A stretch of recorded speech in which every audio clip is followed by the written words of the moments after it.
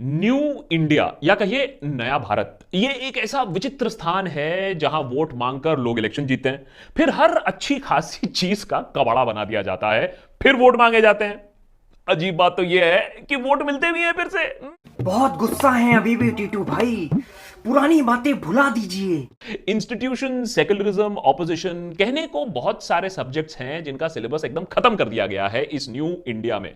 लेकिन ऐसा time change हो गया है, इससे ऐसा एक सब्जेक्ट है जिसका इस देश में इतना ज्यादा मजाक उड़ाया जाता है जितना पहले कभी नहीं किया गया था। ना ना ना ना ना ना ना ना, मैं बात मीडिया की नहीं कर रहा हूं। उसका क्या मजाक उड़ाना जी, वो तो खुद ही मजाक है। We are talking about science, यानी विज्ञान। इस सब्जेक्ट से आजकल के नेता लोगों को ऐसी दुश्मनी है, ऐसी दुश्मनी है, जैसे टॉम को जेरी से थी, पीछे ही पड़े रहते हैं। हर दूसरे दिन लॉजिक से दुश्मनी लेकर ऐसा एक स्टेटमेंट गिरा दिया जाता है जिसको सुनने के बाद आइंस्टाइन, आर्यभट्ट खुद आके कहते हैं, बेटा तुमसे ना हो पाएगा। ज्योतिष विज्ञान यानी एस्ट्रोलॉजी, क्योंकि astrology is above science my dear friends. और ज्योतिष का तो श्रीमान लाखों वर्ष पहले और लाखों वर्ष आगे की गणना करने वाला विज्ञान तो ज्योतिष के सामने बौना है। ऐसा है कुछ हमारा न्यू इंडिया।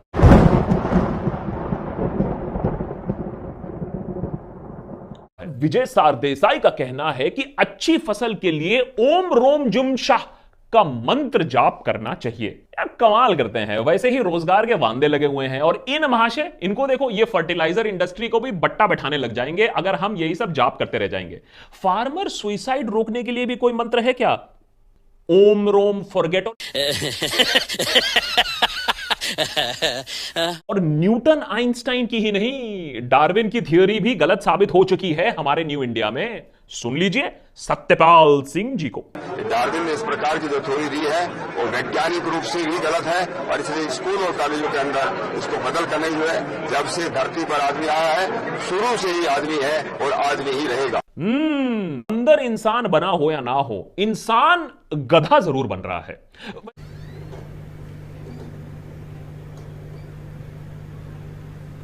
न्यू इंडिया में ग्रेविटी न्यूटन से लेकर आइंस्टाइन को दे दिया गया। पीयूष गोयल का स्टेटमेंट कोई कैसे भूल सकता है, जब लॉ के लॉ लग गए थे और हमें बताया गया था कि आइंस्टाइन डिस्कवर्ड ग्रेविटी।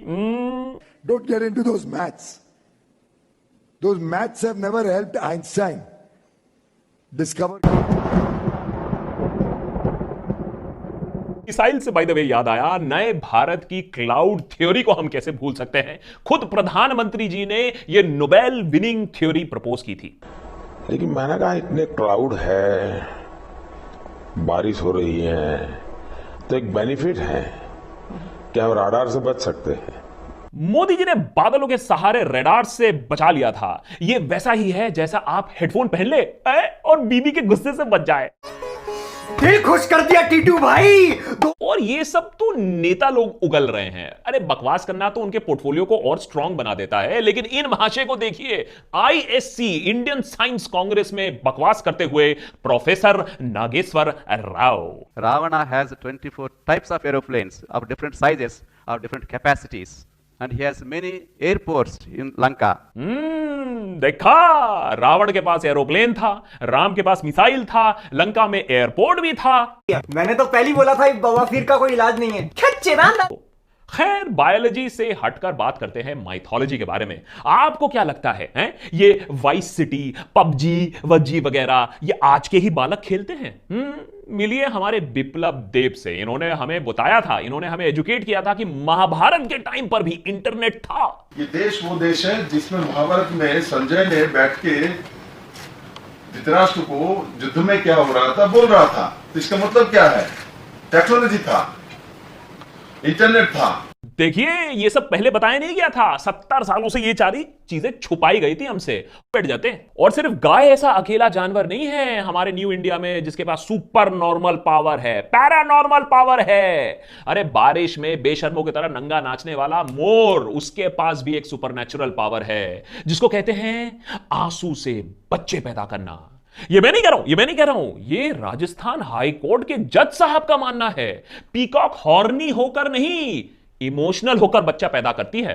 मोर कभी भी मोरनी के साथ सेक्स नहीं करते, वो अपने आंसुओं को से डालते हैं और मोरनी उनके आंसुओं को चुप कर गर्भवती होती है। वहां जैसे ये मुंह खोलता ना बहनचोद, इतना गुस्सा आ जाता है मुझे, मेरा मन करता है आकाश में जाकर फट जाऊं। गोबरनॉमिक्स की पढ़ाई गोबरलॉजी के प्रोफेसर साध्वी प्रज्ञाए, मेरा मतलब है साध्वी प्रज्ञा के बगैर थोड़ी ना पूरी हो सकती है। इन्होंने गोबर से कैंसर भी ठीक कर दिया था अपना। मैंने गौमूत्र से और पंचगव्य से बनी औषधियों से अपने को ठीक किया, अपना कैंसर ठीक किया है। अब बेचारे ये तो टट्टी है ऐसा लग रहा। अब बात करते हैं इस वीडियो के इंस्पिरेशन वाले स्टेटमेंट से। हाल ही में बीजेपी बंगाल चीफ दिलीप घोष ने कहा कि भाई गाय का जो दूध होता है उसमें सोना होता है, तभी तो दूध पीले रंग का होता है। ভারতীয় গরুর বৈশিষ্ট্য হচ্ছে তার মধ্যে তার দুধের মধ্যে সোনার ভাগ থাকে, সেজন্য দুধের রং একটু হলদে হয়।